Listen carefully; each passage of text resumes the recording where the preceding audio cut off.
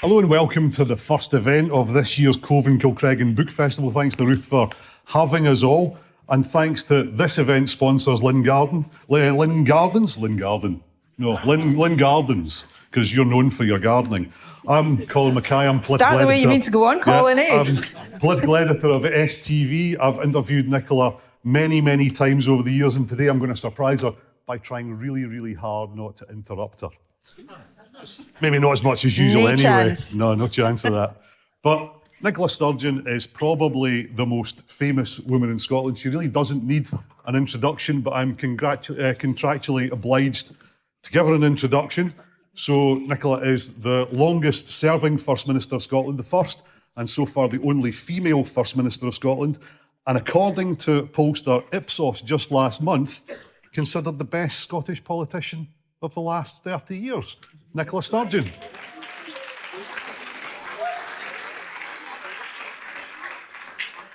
And there will, of course, be book signings and probably selfies at the end in the bookshop upstairs. I'm going to ask some questions for a while. Nicola will probably try and avoid answering them then. She'll take your questions and probably answer them all really fully. But my first question is, going back to that Ipsos poll, where do you rank yourself in the list of First Ministers? I am far too long in the tooth to fall into that trap, Colin. But, I mean, do you think you're the best? You're certainly the longest-serving first I am the female. That makes you the best in longest some respects. I'm the best woman to ever have done the job. Don't do yourself down, though. There's more than that, surely. Genuinely, I think it is really a bit invidious, but also a massive tactical mistake for any politician to give themselves. Do you remember Wendy Alexander in a famous interview? I can't remember, it might have been you interviewing her, was asked to give herself, when she was leader of the Scottish Labour Party, she was asked to give herself marks out of 10, and she did it. She gave herself 10 out of 10. And yeah. And how long did she last after that? Not very. So no. I think I've learned the lesson from Wendy Alexander. Well, I noticed that you've forgotten to bring the book with you. Well, given the post-it notes in that book, you clearly know it better than I do. This was my notes as we're going through, and some of them say that's rubbish. That's not what I remember, but most of them don't. But frankly, is what it's called. It's a word that you use quite often in interviews to emphasise your point. But why did you make it the title of the book? I mean, three reasons really. I mean, there was a sense of when we were trying to find a title, we went through sort of some options of words that, without me being really conscious of it, I tend to use quite a lot in speech, and frankly was one of them. The other phrase that was mentioned is one I use often was sort of for the avoidance of doubt, but that was too long. But secondly, and the main reason, I wanted it to be a title that summed up what I hoped the book would be, which was candid and open and honest about my mistakes as well as the things I'm proud of. But the third and final reason, not the main reason, but a little subservient clincher, I guess, was when we started talking about Frankly, I suddenly thought, you know what? That's a wee nod to Frank Get the Door from the Janie Godley COVID voiceovers. I wondered if maybe there's going to be a follow-up, because I mean, this is half of the stuff that you originally wrote, isn't it? No, I wondered if there was a follow-up you could call it I Don't Give a Damn, in a kind of Gone with the Wind sort of way. Well, that also was, when we sort of settled on Frankly, that was the kind of, I guess, the other sort of clincher for the title in my head. Because, I mean, I will always give a damn about things in Scotland and about the world in general. But there are aspects of the profession that I have spent my life in, and I've been, so lucky to spend my life in, where I now do increasingly find myself saying, frankly, journalists, I don't give a damn. That'll be why you didn't do any interviews in Scotland after you launched the book, is it? Not that I'm bitter. I mean, not that I want to... You must be sick of us. I'm not sick of you. Not that I want to suggest the Scottish media are a bit self-obsessed. But only the Scottish media would think that going and doing big sit-down interviews with some of the best interviewers in UK politics... In London is actually going for the easy option. So, yeah. Well, what kind of reaction have you had to the book? Because I know that John Swinney's not very keen on it, and Alex Salmond's family's not very keen on it. What's been your reaction to how people have taken it? I mean, I think you've probably already misquoted at least one person in that question, Well, I but don't in a know. way. Well, that's fine. That's what he told me. Do you know what? That probably falls into the category, frankly, I don't give a damn. It's a political memoir, so, people who, don't like me or don't like some of the things I've got to say will not like it, and that's just par for the course. But, I was saying to somebody, it might have been to you, I've been totting up in my head the number of people that I've spoken to since the book came out at events, mainly in Scotland, but a few elsewhere in the UK as well since it came out. And, it's well over 20,000 people. People interested to hear about it, want to come along and, have some conversation. So I think that's what I'm going to take. The fact also, the small fact that it became an instant Sunday Times bestseller, it's just a little measure of the reaction. It's been like an easy election campaign for you, hasn't it? A kind of gentle election campaign. It's nice doing all the book tours and things. It's nice being out and about, talking about things I care about, interacting with audiences. I enjoy doing that. I've always enjoyed doing that. So yeah, there's aspects of it that are like an election campaign, but without some of the downsides of an election campaign, except I'm having one of the downsides here this morning. But yeah. Why did you write it? Was it the money? No, I don't. Without wanting to blow my own trumpet, I didn't need to do it for that reason. I think when you've been in politics, as I had at that point when I was writing it for 3 decades, and been lucky to have your life coincide with some of the biggest, most momentous events in modern Scottish history and probably modern UK history. My political career has spanned, Thatcher as Prime Minister, the election of Blair in 1997, the devolution referendum, the establishment of the Scottish Parliament, the election of the first ever SNP government, the independence referendum, the Brexit referendum, the COVID pandemic. And I've had on all of that, at the very least, a sort of front row observer status. And in much of that, I've been a participant, a direct participant. So to chronicle that period in history from my pretty unique perspective, I think was something I felt it was important to do. There's also a sense of, more personally, I'm at a transition phase of my life from one part of my life into another part. So it felt a bit for me like a bridge from one to the other, a bit of a punctuation mark maybe on what has gone before, because there's no doubt, I've been very open in the book, but there's no doubt as I move into a different phase of my life, I certainly intend to redraw the boundaries between public and private. And so this book, I think, helps me do that. But lastly, I'm not complaining about this. It's just the way things are when you spend your life doing what I have been so lucky to spend my life doing. But there's not many people in Scotland who don't have an opinion on me, good, bad, or indifferent.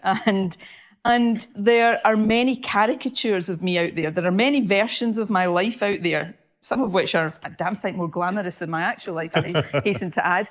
But, some of the versions of me out there are fair and true. Some of them are not so true and not so fair. So this book really is my story, my life, in my words. And So it's out there now. It's the truth, because only I can tell the truth of my life. Obviously, there's anybody who tells the story of their life, there's a subjectivity to that. You see things from your perspective. Other people will view the same events from a different perspective. But this is my story in my words, and people can read it or not. I'm happy that many people are reading it. And yeah, it's there now, and I'm happy it's there. It felt cathartic to write it and publish it, and people can make of it what they will. Well, I've read it, so I'm going to go through some of it now. Good. I'm glad that's what you're here for. Yep. That's what you're getting paid for today. Arguably. Why are you doing this? Is it for the money? I'm doing this because Ruth asked me to do it. Yeah. And if Ruth asks you to do something, you do it. She's also paying you, though. Well, arguably. Anyway, I'm going to start with independence, looking ahead, if I can, rather than just back at 2014, because right at the start of the book, in the preface, you say you still fervently believe a second independence referendum will happen, and then right at the end, on the very last page, you say you're confident Scotland will be independent in 20 years or sooner. The UK in its current form will no longer exist. How? I think that's a question yet to be answered, and that's the impasse that the whole independence debate is in. I think on the substance, we have, I think, well, polls say 50-50, thereabouts, sometimes slightly higher, sometimes slightly lower than that. But if you look at the younger populations, significant support for independence. I think the direction of travel in public opinion terms is absolutely towards independence. And I think the fact that we are in the process impasse with Westminster wanting to do whatever they can to block people in Scotland having a choice, it's probably the best indicator you need of where public opinion is at, because they think public opinion is now or would be firmly in favour of independence. So that bit, I didn't manage to break that impasse. I think, obviously, John has set his sights on a majority at the election in May, and I think he's got a very good chance of achieving that, and I hope, obviously, that is achieved, and then we'll see where that takes us. But, history is littered with, examples of movements for change that seem stuck until suddenly they're not stuck. And, even in my political experience, I remember vividly, I'd just been a candidate in the 1992 general election. I was the youngest candidate in the UK in that election. And those of you who can remember that, Labour were widely predicted to win that election. And it was thought that would then pave the way to a devolution referendum, and there would be a Scottish Parliament. Against the odds, the Tories won. John Major stayed Prime Minister. And I remember in the aftermath of that election, it seemed that the momentum that had been building towards a devolved Parliament had been, stopped dead in its tracks. And I remember as a young person, early 20s, thinking, I don't think we'll see a Scottish Parliament anytime soon. Fast forward 5 years, we were having a referendum. 2 years later, I and 128 others were sitting in that Parliament. So that's just one of many examples of how movements for change can seem stuck and then suddenly they become unstuck. And I think that's what will happen with independence. And I'm in the fortunate position, I'm not in political leadership anymore. I don't have to get pinned on, name a date, tell us exactly when. But I think it will be sooner than it feels right now that is possible. Because we thought Brexit might do that, it didn't. I don't know that I believe it will be a single thing. I think we are seeing, and the prediction I'm making at the end of the book, and time will tell whether I'm right or wrong, is not just that Scotland will be independent in that sort of, I've said 20 years to give myself a bit of room for manoeuvre. I think it will be less than that. But I think Ireland will have united. I think Wales will be much more autonomous, maybe even independent. And the point I'm making is that, the British Irish Islands, are still there. The countries that make them up right now still exist. The relationships between us will just be different. I used to, as First Minister, go to the British Irish Council summits. British Irish Council came out of the Good Friday Agreement. And, around that table are the United Kingdom and Republic of Ireland independent governments, the 3 devolved administrations, the Crown dependencies. In a future world, the one I predict will happen, we'll all still be round that table, cooperating, collaborating, but the wiring between us will be different. We'll be there much more on the basis of equality. And I think it's not necessarily a single trigger. I think, and Brexit brought this to the fore more than anything else, we are seeing, I think, a structural instability in how the UK currently is constituted.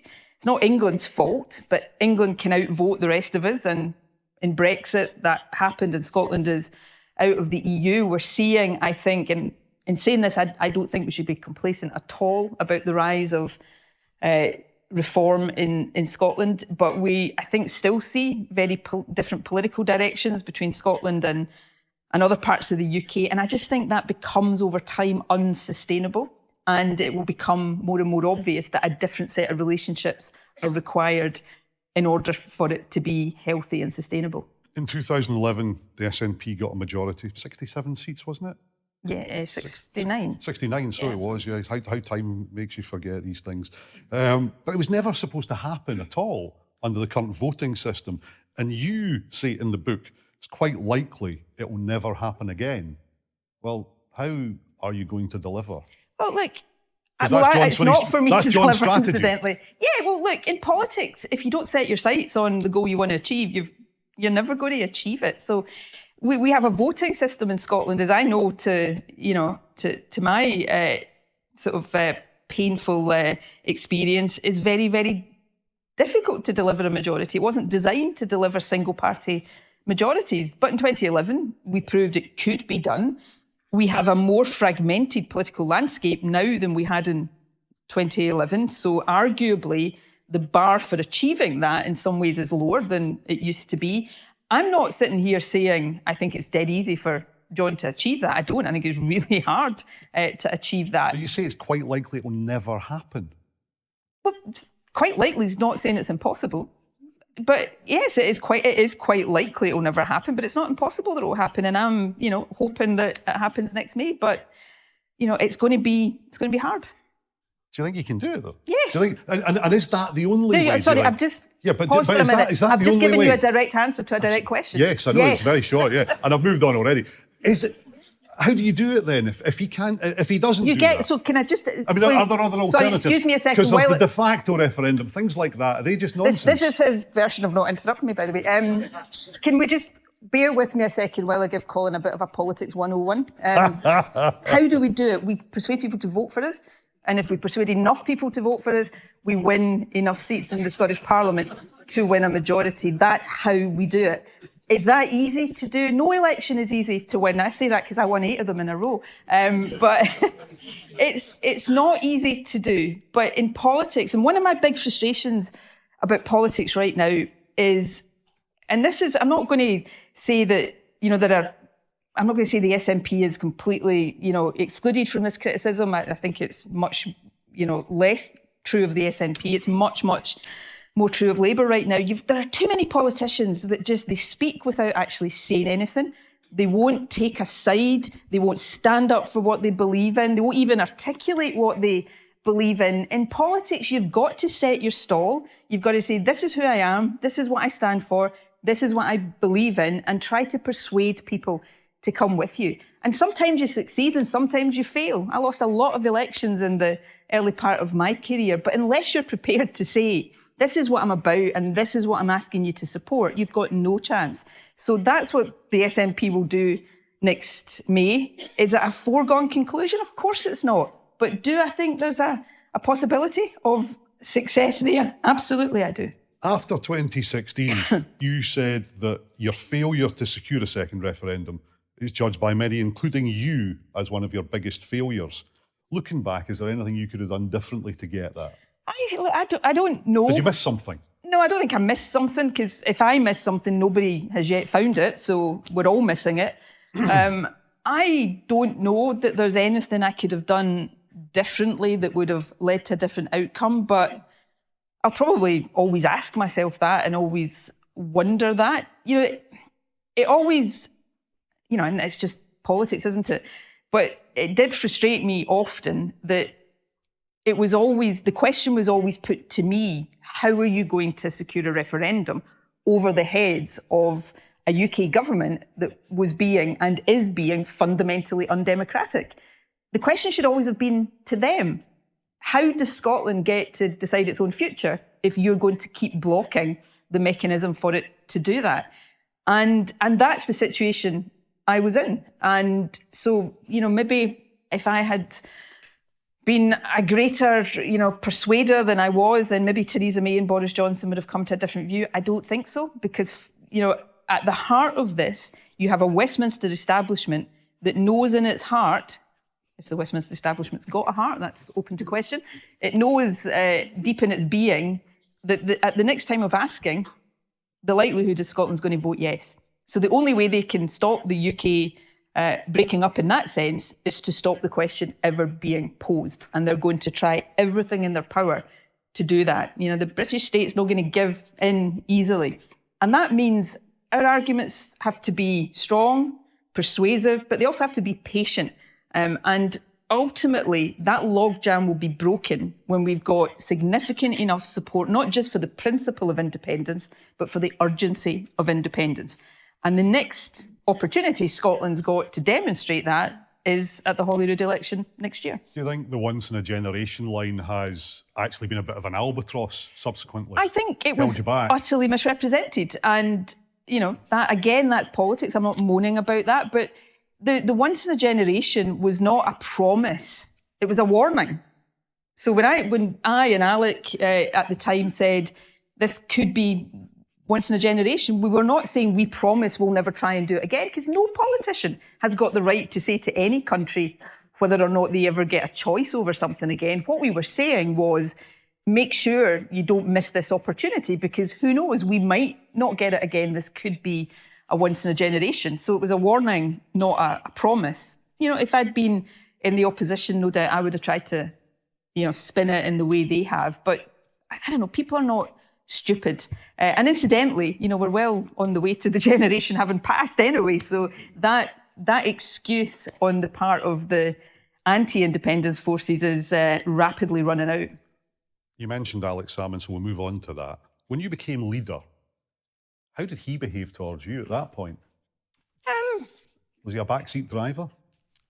He wasn't, because I didn't allow him to be. And yeah, there was a bit of tension around that at times, but nothing that was, you know, indicative of our relationship breaking down. He was somebody, and I'd seen this with Alec, with John, when he was leader the first time, after Alec resigned the first time, he kind of tried to steer things from behind, and that made life difficult for John, and John really just could never get out of the shadow of that. I thought, wrongly as it turned out, that having been First Minister for, you know, the best part of a decade, having, you know, been very successful as First Minister, when he stood down the second time, he himself would want to take a back seat and be more of a sort of elder statesman. That wasn't his character, though. It wasn't in his DNA, so that didn't happen. But, you know, we continue to rub along with tensions along the way, but nothing, you know, fundamentally threatening of the relationship until the allegations about him surfaced. How much did the allegations surprise you? They shocked me. I mean, You had no inclination whatsoever? No, did you? I had heard bits. Right, well, and I knew about of inappropriate sexual behaviour. I had heard bits of that, and I knew of affairs and things like that. So I didn't know of affairs. I'd heard rumours of affairs, and I took the view, you know, what consenting adults do is up to them. I knew he was a rough person to work for at times, and over the years, on many occasions, would intervene to stop him giving the hairdryer treatment to people. But of inappropriate sexual behaviour, no, I didn't know. And one of the things that really angers me is how it is often the case that when a man is alleged to have done stuff here, the focus very quickly turns to what a woman might have known or what a woman should have done differently. I wasn't responsible for Alex Salmond's behaviour. Alex Salmond was responsible for his behaviour. But you were his protégé, you were very close to him. But there was just no indication of that. No, with other colleagues as well, because I know of other colleagues who have said that he felt he had tried that with them. Well, nobody ever said it to me. Sometimes I wish, looking back, that somebody had. If that is the case, I wish somebody had. You would have called him on it, wouldn't you? I would have booted him from one end of Butte House to the other. Metaphorically speaking. Yeah, in theory. How did you feel when he was cleared in court? And this is one of the curiosities, that's not the right word, but it's just one of the features of how things were happening back then. A criminal trial that I had felt sick in the pit of my stomach every time I thought of for months on end. By the time it came to its conclusion, I was barely conscious of it, because the day of the verdict in his trial was also the day we went into lockdown over COVID. So I was somewhere else completely, utterly consumed with the challenge and the responsibility of leading the country through COVID. So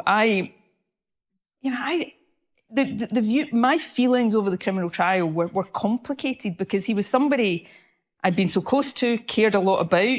You don't want to see somebody you've had that relationship with be found guilty of horrendous offences. But I knew some of the women involved as well, so it was very, very complicated. And my views even now, my feelings even now about Alec are incredibly complex. Probably a psychiatrist's dream in some ways. Now, when the Scottish Government investigation into complaints against him was leaked to the Daily Record, he claimed that he was the victim of a conspiracy. You are absolutely clear in the book that he wasn't. It's as simple as that for you. I mean, it's ludicrous. Absolutely ludicrous. The conspiracy allegations came out of Alec's inability to reckon honestly with his own behaviour. He had to have a narrative around what had happened that didn't involve him admitting any responsibility or any sense that his own behaviour, he was acquitted of any criminal allegations, but in the course of that criminal trial, of course, he did concede that he had behaved inappropriately towards women on some occasions.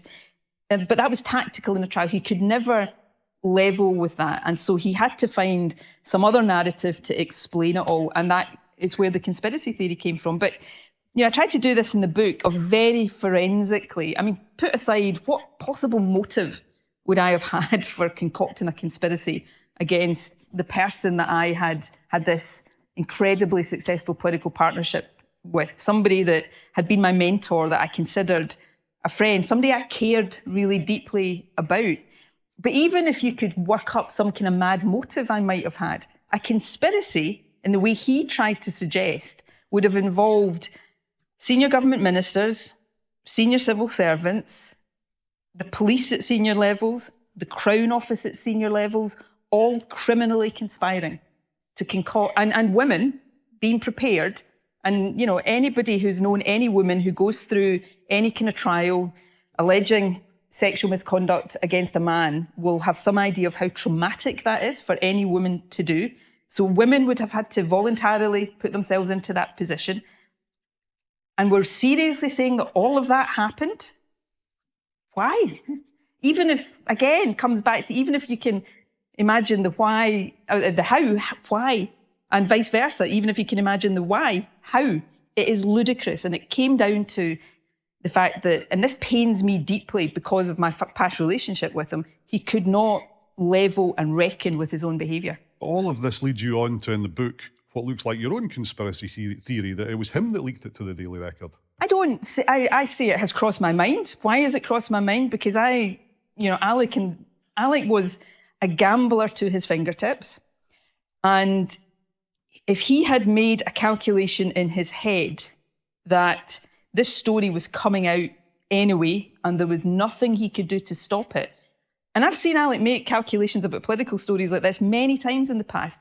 There would have been a calculation in his head, well, if it's coming out anyway, can I get it out in a way that allows me to control the narrative and turns me into a victim?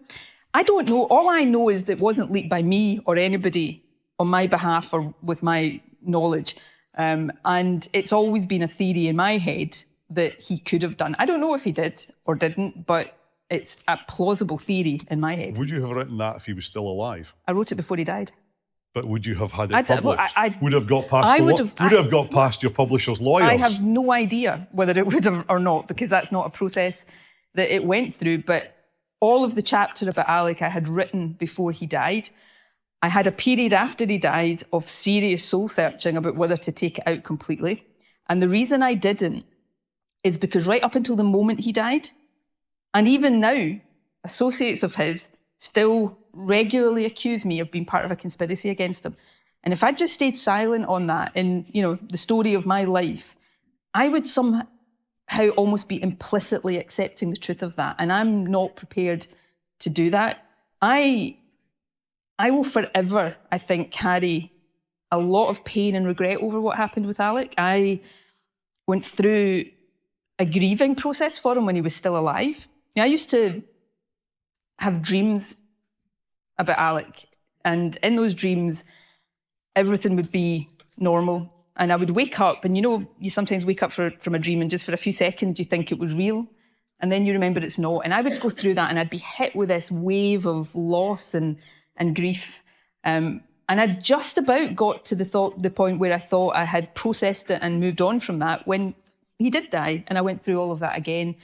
So this has been one of the most painful things I've gone through, but I am not ever going to accept the conspiracy theory narrative because it's not true. It wouldn't be fair to me, and frankly, it's not fair to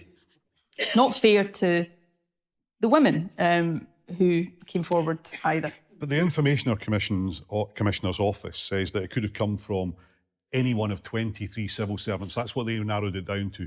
Did you ask colleagues, people, advisors close to you if it was them? I know it wasn't. But did you ask them about it? It wasn't. I can't remember what conversation it wasn't any of them. And you're sitting here kind of sort of making insinuations that I don't think you should be doing. Well, let's move on then, looking at personal stuff in the book. I think we've just been covering some of the personal stuff in the book. I know, but that's kind of personal political stuff. No, actually, I would challenge that. It's deeply personal. But your own personal stuff. You talk about how shy you were, how you struggled with confidence, and you talk about that a number of times in the book. You hid it well. Yeah. How did you manage to just kind of? Was it like a mask? How did you do that? Not a mask. I bet there's people here will know exactly what I'm talking about. I describe it in the book as being a public introvert. I accept that given what I've spent my life doing for the last 30 years, it's got harder and harder to convince people that I'm really shy. But I am a shy, and you in your heart know that from interactions with me. I'm a shy person, I'm introverted, but that's always sat alongside this real burning ambition to do the things I wanted to do and to follow the dreams I had. So that's been an ever-present battle, I suppose, that you don't think about consciously every single day. You just live with that need to always be overcoming the shyness, to do the things you want to do, battling the little voice in your head that's always questioning whether you're good enough. And that is just my day-to-day existence. And I did think for a while it was a handicap because you have to if you're constantly working to overcome something like that. But at some point, I think I changed my view and started to see it as a bit of a secret superpower. Because if you do have to work harder or tell yourself you need to work harder to do the things you want to do, you push yourself on a bit more, you possibly end up getting further than you would otherwise. So, and talking about it now, I think is important as well, because I think we should be much more open about these kind of vulnerabilities. Because over the years, younger women have said to me, and a version of, oh, I'd love to go into politics, but I'm not as confident as you, so I could never do that. And I think it's really important for, I think particularly women, although not exclusively, who've been in senior leadership positions, not just in politics, but across all walks of life, to be a bit more honest. If they have struggled with confidence and shyness, to talk about that so that other people who struggle with these things get the sense that it needn't hold you back from doing the things you want to do. How do you get over it? You just get over it. You just deal with it. I feel more comfortable speaking to an audience. I feel more comfortable standing on a stage to an audience of 10,000 people than I do sitting around a table with half a dozen people I don't know particularly well. So I need to steel myself to go into certain settings to make sure that I'm sort of consciously trying to overcome that shyness. But it's such a core part of who I am that it's a lot of the time unconscious. I don't think about it all the time. It's actually, just what I need to do. Something like this is easier for you than just easier. a kind of one-to-one bit. Is this easier for you than the book signing chats that you have afterwards? No, I like them. But, I used to, the part of my job I probably hated most was, dinners, where I'd have to go and sit at a table with a few people I didn't really know and make small talk and stuff. And that's the kind of thing I would need to really push myself to do. And I would feel, not all the time, but there would be times I would arrive at one of these dinners and I would literally have to go into the ladies' toilet and kind of, settle myself in order to do that. So, and I think it's important to talk about stuff like that, so that if you're a young person sitting in this audience right now thinking, I'd love to go into politics, but I feel really shy and I'm not confident at speaking to people, that doesn't make it impossible for you to do these things. Because I remember going down the street with you in the 2016 election campaign a number of times. That was the campaign where everything was branded, I'm with Nicola. You were on the front of the manifesto, you were in the back of a bus, you were on the side of a helicopter. It was called the Nicolopter, I seem to remember. That was actually 2015. Was that 2015, was it? Yeah. But, all of that, I mean, is the big stuff like that easier than the one-to-ones that you're even having in the street with people? Yeah. Yeah. It is. I mean, I remember the 2015 election in particular, and I tried to describe this in the book. There were parts of that there were days where I felt as if I was almost standing outside of myself, and the kind of shy teenager was like looking on, thinking, "Who the hell is that woman?" and so there was a bit of dissociation sometimes there, and it was just, it was obviously such an incredible political moment as well. But did the hype ever overcome you? Yeah. Were you uncomfortable with it? In 2016, you clearly haven't read the book closely enough, because I say that in the book. 2016, there were points where I thought that I'm with Nicola stuff maybe went a bit too far. Not because it made me, because of my shyness, but I just think the I'm with Nicola, the discomfort I had over that, and I was the leader, I could have stopped it, but as leader, you're not day to day kind of, sort of signing off the leaflets and stuff. My discomfort at that, I think, when I look back on it, was I'm with Nicola suggested that it was the public that had to show loyalty to me rather than the other way around, which it should always be. So, there were aspects of it that I think, if I look back, I think maybe we just went a bit far on that. But you know what? We won massively that election, so clearly it wasn't something that people thought was a problem. But, it's an example of me, what I tried to do in the book of,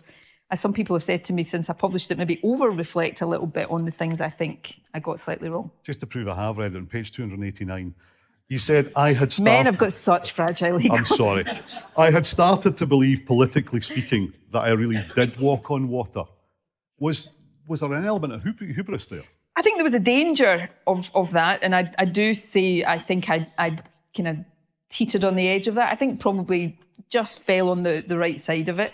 The walk on water thing, I remember in 2015 going on a first ministerial visit to America and doing the Jon Stewart Late Show and everything in it. I was so nervous about that. People were amazed you were quite funny, but I knew that you could be quite funny. Yeah, people were amazed that I could be funny. But anyway, it went really, really well. And I remember reading on my way back from America some commentary piece that said she flew to the States, but she walked back, kind of thing. And that made me think at the time about I remember thinking, that's funny and that's a sign that things were going really well, but just be careful. You don't actually walk on water. Did you ever get carried away in government and power?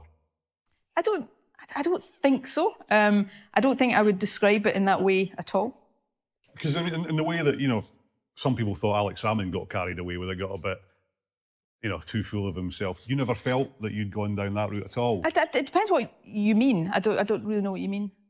Did you ever do something that you maybe felt that actually I went too far on that, or I didn't listen to enough people on that?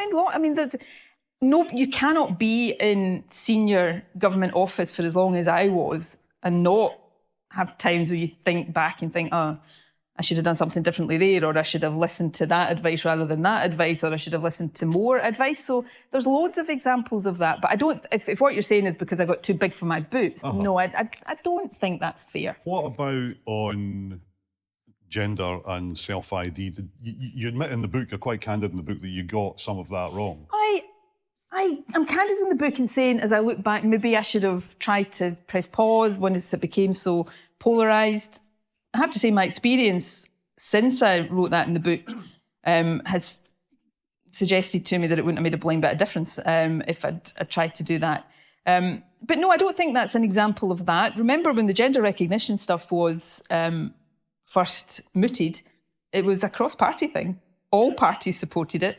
It wasn't something that Scotland was breaking new ground on. You know, I did a book event a couple of months ago in Dublin, and was reminded there this law had been on the statute book in Dublin for several years by the time we looked to do it in Scotland. So it wasn't some great political mission of mine and mine alone. It was a cross-party thing that all parties in the 2016 election had some form of commitment to. And on that issue, it's again, this maybe falls into the, frankly, I do give a damn, but I am beyond, I think, in my life, being overly apologetic for the things I believe in. I've been a feminist and a champion of and a campaigner for women's rights for as long as I can remember, and I will be so till the day I die. But I'm not prepared to accept that I have to choose between being that and standing up for one of the most stigmatised groups in society. So I'll continue to champion women's rights, but I'll also continue to stand up for trans rights. And if people don't like that, well, that's up to them. But a lot of people who were campaigning on the women's rights sides felt that you were just dismissive of them. They feel that, but frankly, I promotion for the book. Yeah. But, every option. I think there are some people, and again, this is also misrepresented here. Whenever I say something, critical of that side of the debate, it is suggested that I am, tainting or being critical of everybody on that side of the debate. I'm not. I know there are many people who have sincerely held views that are different to mine, but I respect. There are also a lot of bad faith actors on the other side of this debate, people who want to push back rights more generally. And one of my big fears, and I would say warnings, is you might not be that bothered about trans rights, but if we allow trans rights to be chucked under the bus, tomorrow it will be somebody else's rights, and the next day it will be somebody else's rights after that. There is a global pushback against rights right now, and we have got to be very vigilant of that. But the other point, to come back to your question, there are some people on the other side of the debate naming no names. If I say black, they'll say white, and vice versa. And they don't like me, and that is fine. I'm not the biggest fans of them either, but that's just how it is. I believe in what I believe in. I will argue my corner. I will try to do it civilly and respectfully. I don't always get the same courtesy in reverse. And one thing I would say, and this is a comment about politics in general right now, and I'm no paragon of virtue in this front, but I think we should all be very mindful of the language we use in politics right now. Because when you try to demonize somebody and make somebody the sort of focal point of hate and contempt, you might not mean them any harm, but there'll be people out there listening to the words you use who might think differently and might think, well, if she is this demon that, is the destroyer of all these things, then maybe, we need to deal with her or something. So we all need to be a bit responsible in the climate we live in right now about the language we use. And I sometimes worry that there are some people who don't quite get that, maybe who have more security and more ability to live behind gates or on yachts or whatever than I do. I have one last question before we open it up to the audience. You say that I have never considered sexuality, my own included, to be binary. What does that mean? It means exactly that. But what does it mean? I don't really know. It means I don't think sexuality is binary, mine or anybody else's. Does it mean that as an individual you're interested in women and men and it means sexuality is not binary? Because, I'm... Do you know what else I say? Do you know, read out the next sentence? Oh, no, I can't, because I've written it down. I've not got the page. So the next sentence, the next sentence page 364 says, it read was out on. the next sentence. Well, let me find it. Yeah, I'll tell you what it is. In the meantime, tell me about the French ambassador. Because there was all sorts of rumours there. I'll tell you about the French ambassador and they were just nonsense, weren't they? The next sentence is... Where are we? There we are. You read it. Yeah. Right. So it says, I've never considered sexuality, my own included, to be binary. That statement means what it means. It goes on to say this. Moreover, sexual relationships should be private matters. One of the things I look forward to as I leave politics is being able to reclaim a private life, to no longer feel that who I'm in a relationship with is anybody's business other than my own. Absolutely. Tell us about the French ambassador then. Because those were wild rumours. Why don't you tell me about the French ambassador? Since you were probably talking about the rumours more than I was. But the thing is, I was getting people coming to me saying, what about the French ambassador rumours? And they're nonsense. And they were nonsense, weren't they? Let me test you. You never went to anybody else and said, tell me about the French No, ambassador I went to your one of your spads and said, these are nonsense, aren't they? And he said, yes, they are nonsense. Like, well, that's fine. Do you know, I talk about this in the book about, and this actually comes back to the answer to why did I say the thing about sexuality not being binary, is because I didn't want anybody to think that the reason I was pissed off about the French ambassador rumours was because it was about, you know, an alleged relationship with a woman. It didn't bother me in the slightest. But how do these rumours, you know, sort of surface, and how do people then start spreading them? Because this was something that started online, but then broke out into the open world. My parents were getting asked about it, you know, and friends were getting asked about it. And yeah, it was rubbish. But it became quite funny because the French ambassador, who then became the French foreign minister later on, she heard about the rumours as well. So we were at this meeting together in London and we were having a bit of a laugh about it. So from then on, whenever we were at things together, we would always make a point of getting a photo taken together and putting it online. So we kind of trolled the trolls, and it was hysterical because you could literally see the, you know, foaming at the mouth, internet Steam trolls coming out of Twitter. Anyway, that was one of the examples of what I said earlier on, that there were times when, you know, these versions of my life, I would suddenly think, that definitely sounds a lot more glamorous than the life I am actually leading. Right, questions from the audience. Jim's got the mic. There's one down here, Jim. Lady down here, third row. Hello there. So I'm Chiara, I'm a civil servant and trade unionist, and I've got a question for you. So we live in a really scary time right now. So I'm not hearing. Oh, hi. Is it better now? Yeah, I'm down. Yeah. So we live in a really scary time right now, where things like human rights and the right to protest and anti-fascism, things which used to be respected by every political viewpoint, are now really under threat. What do you think it means in practice to not be complacent when things like these are getting attacked? I think it's a really good question, because I think the political climate we live in troubles me deeply, and the sort of crackdown on the right to, you know, peaceful protest. And I try to think, is that an exaggeration? But there are constraints on those rights right now, and I think that's deeply troubling, because not only is a right in democracy to peacefully protest, it's also one of the safety valves in a democracy. It's how people, you know, express their views and let off steam and you know, articulate how they feel about things. And when you take rights away from people, I think that poses, you know, real potential problems in terms of the healthy functioning of democracy. I think this is a time, and I've alluded to this already this morning, I think this is a time for all of us to stand up for what we believe in, even if it feels difficult. And the reason I continue to speak out in the things I believe in is because if somebody in my position, you know, with the platform I have, doesn't do that, and it's, you know, it's not easier for me, but I've got the ability to do it in a way that many people don't, then what example am I setting for other people? So I think this is a time to stand up and be counted for the kind of world we want. It feels difficult. It feels at times, you know, that you're putting yourself into a kind of very hostile environment. But yeah, there's lots of big things at stake right now for democracy, for, you know, the rights of many groups in our society. And what we're seeing in America, we should never kid ourselves on that you know, what starts in America often finds its way here. So yeah, I think this is a time for courage and bravery in standing up for the kind of world we want. What questions? Found someone else already. Very efficient. Yeah, hi. Which of your political opponents impressed you the most and the least? Maybe I know the answer. We all know the last one, don't we?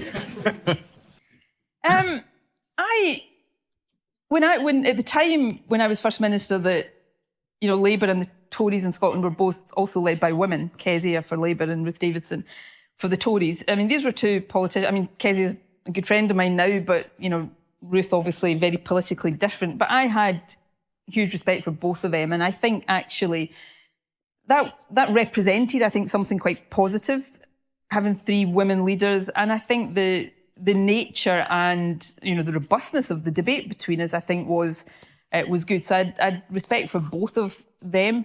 In my time as First Minister, I always feel the need to do this, given what I'm about to say, interacted with 5 Prime Ministers. And yeah, that was interesting. The one I got on best with was David Cameron, just because I don't know whether it's the sort of Eton charm that is bred into you there, although Boris Johnson didn't have it. But there was always a sort of easiness around, although I do talk in the book about a screaming fight we once had in his study in Downing Street. But you could chat along with Cameron. The one I had most respect for was Theresa May, although it was very, very difficult to have any kind of personal rapport with her. But she was always totally on top of her brief, took the job very seriously. I didn't really get much chance to form a view of Liz Truss, although I suspect it would not have been positive. Rishi Sunak, similarly, I'd stood down not long after he became Prime Minister. And that leaves Boris Johnson. And, I disagree politically with Boris Johnson, but that is not... My biggest beef with Boris Johnson is the guy just didn't take anything seriously. Even in the darkest days of COVID, he turned everything into a bad joke. And, he should never have been within a million miles of Downing Street, frankly, but he was. And I tell a story. He was by a country mile. Yeah. The worst. But I tell a story in the book about the day and I won't go into the story at length because you can read it if you want to, but the day just after he'd become Prime Minister, he visited me in Butte House. Remember, it was the day he got booed on the way in. And we effectively kidnapped him in Butte House. And when I tell people that story, often what they ask me is, if you actually managed to kidnap him, why on earth did you let him out again? But the kidnapping story and why we kidnapped him, you can read in the book. But on the way out, because he'd been booed on the way in, and his security team decided they were going to take him out the back door. And to be fair to him, he didn't want to go out the back door that day. Remember, we started calling him Backdoor Boris after that. But he didn't want to go out the back door, but they were insistent. And he turned to me and said, "Nicola, is that going to look okay?" So let me just paint a picture. Right, we were on the second floor of Butte House, which is where the cabinet room is. The back door entrance is in the basement, so sort of 3-4 floors below. To get out the back door, you have to go down this tiny wee dark corridor with the kitchen on one side and the laundry on the other side, out this dark, dingy wee pathway through a big security gate into this, deserted car park. And I turned back to him and said, "Yeah, Boris will look absolutely fine."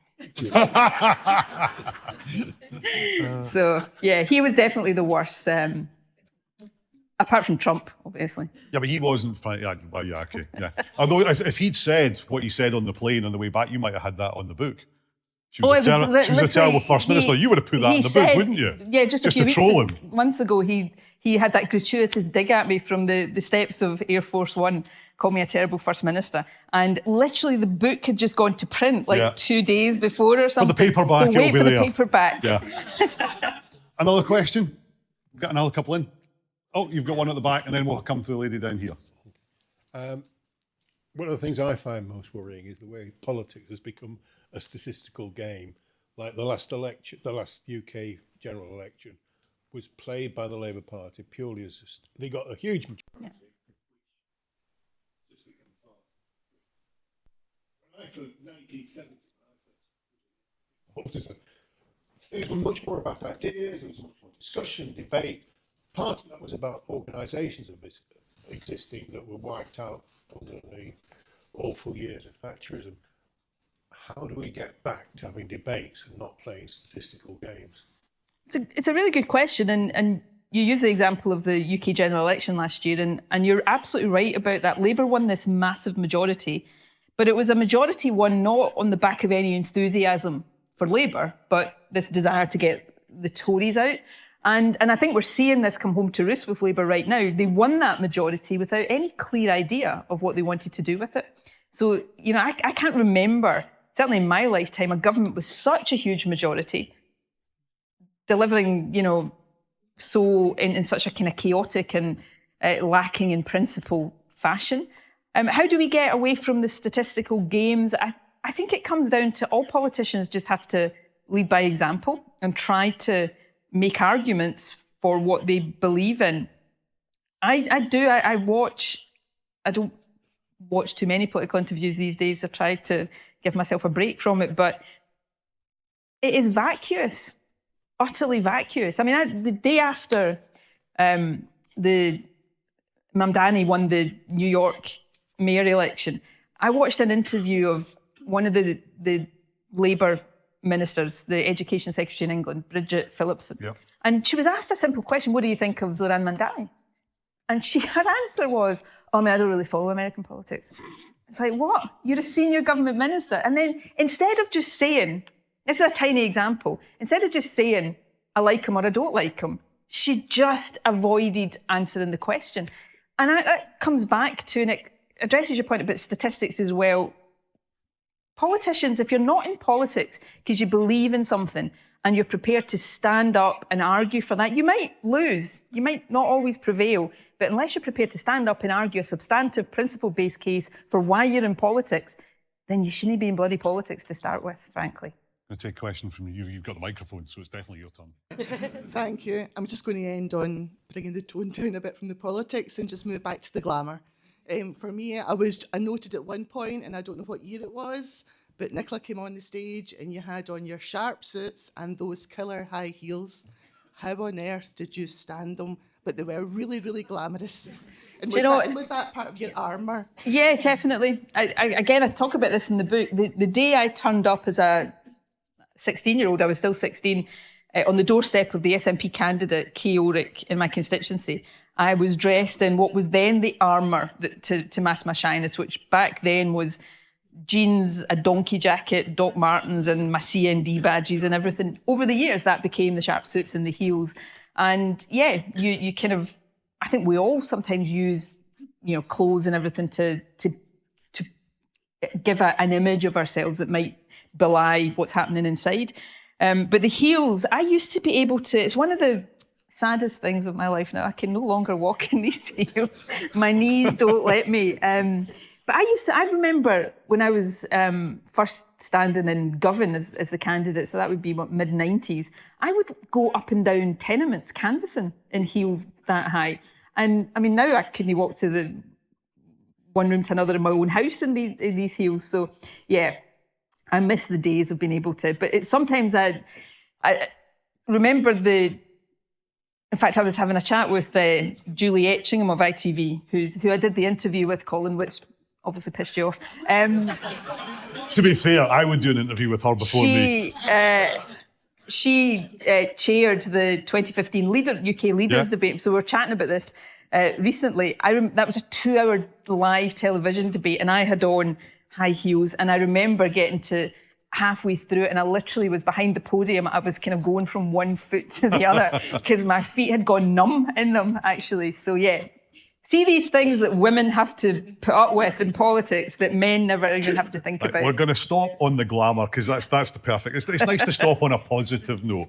So please all thank Nicola Sturgeon for joining us this morning.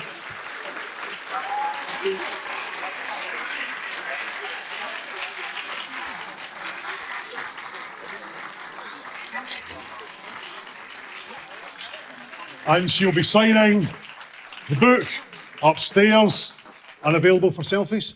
Always. Thank you. Thank you.